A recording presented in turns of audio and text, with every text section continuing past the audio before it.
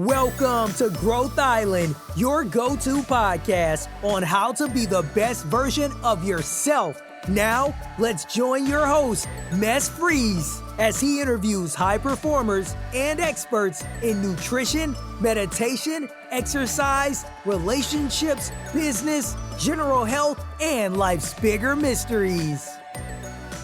Hey. Thank you for tuning into this episode of Growth Island. Today's episode is a little bit different because I don't have a guest in, but instead I'll share a tool that I've learned in my life. So this tool is about reaching goals and building new habits. It's a simple tool that I learned from a course that I took at Harvard, where we read several papers and studies on goal attainment and habits. So it's a tool that I've used since with a fair bit of success when I actually followed it structurally. The name of the course as well was called The Psychology of Emotional, Behavioral, Motivational Self-Regulation. Yep, really long title, but super interesting class. The professor that I had written more than 300 papers, psychological papers. So really fun. So that's what I want to share with you today. So to reach a goal or build new habits, you need both commitment and motivation. And you might be like, that's a no-brainer, Wes. I hope you got more from me. And don't worry, there's a bit more to it. So there are two concepts that are important to understand. The first is what the researchers call mental contrasting. The second is implementation intentions. So mental contrasting is fantasies about a desired future state and what challenges you will encounter. So what you do is simply first imagine the positive future state and then the challenge is on the way. So if you imagine that it's running this marathon or getting up running every second morning, or doing that morning smoothie. You close your eyes and you really imagine what is it that you actually get out of it? How are you going to feel by doing this? So closing your eyes and really feeling into actually achieving this goal. And then what challenges will you encounter? That could be, I am tired when I wake up in the morning, or I don't have my running shoes, my clothes are dirty, or it's raining, or whatever. The second is implementation intentions, which is when, where, and how to get the goal or do the habit. So when are you going to run? In the morning, Mondays and Wednesday at 7 o'clock.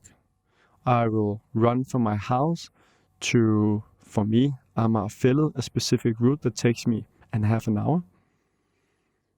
And I will make sure that I have my running shoes and so on. Thereafter, you do if-then plans.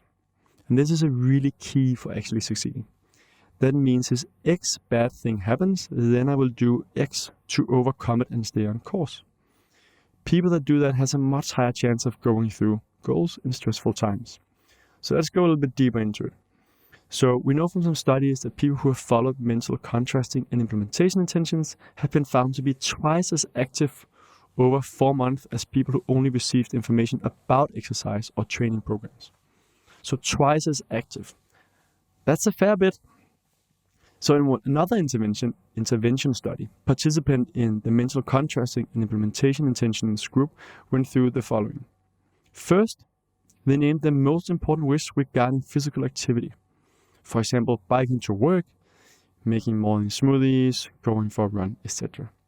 Second, they mentally elaborated the most positive aspect they associated with realizing this wish, meaning getting into better shape, having more energy, and so on.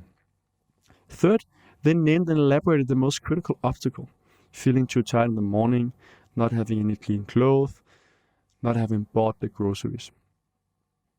Fourth, they formed 3 implementation intentions, meaning if tomorrow morning I feel too tired to take the bike, then I'll grab my bike keys instead of my car keys and get started. Could be, it will often or most likely will happen that I don't have the groceries. Well, then instead I will buy the groceries Sunday evening and do the meal prep. So when I wake up, I don't feel too tired and it's easy for me. Or if I wake up in the morning and feel too tired to go for the bike, I'll make sure that I put my training clothes out so it's easier for me to get started. Or I will have set up that I will ride with a friend that I have to confirm that I'm doing it. There's many ways to do it. Another study that was using these tools looked at women and trying to get them to eat healthier. And that showed that they did the similar exercises, and the ones that did that continued to eat more fruit and vegetables after the study. So where the control group who only received information went back to the baseline, the group that actually did these exercises continued to eat healthier. So this was just one tool, and there's a lot to reach your goals and many things to reaching habits. I did a longer talk the other day and often do workshops on this as well. And this is just one tool to help you build more habits.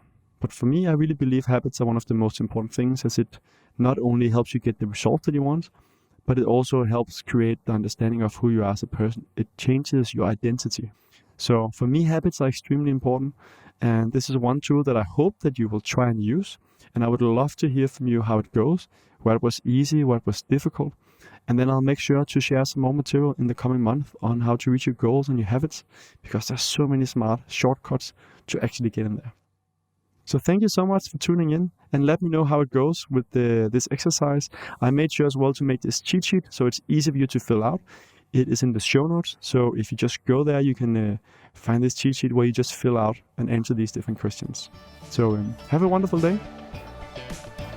Thanks for listening to this episode of Growth Island. Be sure to subscribe for more episodes on how to be the best version of yourself. And if you found this show helpful, then please leave us a review so more people will learn about the podcast, or share it with a friend who can benefit from it too. Thank you again, and have a wonderful day.